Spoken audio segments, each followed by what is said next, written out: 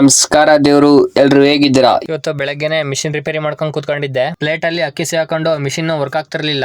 ಆಮೇಲೆ ಪ್ಲೇಟ್ ತೆಗೆದು ಮಿಷಿನ್ ಒಳಗೆಲ್ಲ ಅಕ್ಕಿ ಹಾಕೊಂಡಿತ್ತು, ಅದನ್ನೆಲ್ಲ ಕ್ಲೀನ್ ಮಾಡಿದೆ. ಆಮೇಲೆ ಅಕ್ಕಿ ಹಾಕಿ ಮಿಷಿನ್ ನ ಸ್ಟಾರ್ಟ್ ಮಾಡಿದೆ.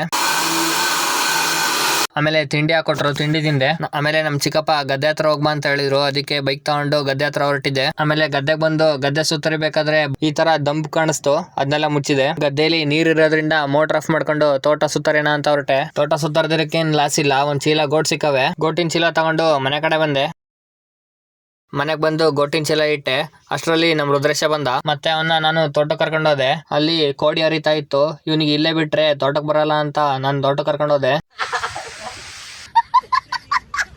ಕೊನೆಗೂ ಬಿಡ್ಲಿಲ್ಲ, ಕೋಡಿ ಹತ್ರ ಕರ್ಕೊಂಡ್ ಬಂದ. ಆಮೇಲೆ ಬೈಕ್ ನ ನೀಟಾಗಿ ತೊಳೆದು ನಮ್ ರುದ್ರೇಶನ್ ಕರ್ಕೊಂಡು ಮನೆ ಕಡೆ ಬಂದೆ. ನಾಗು ಮತ್ತೆ ಅಣ್ಣ ತಮ್ಮರ್ ಇಬ್ರು ಸಿಕ್ರು.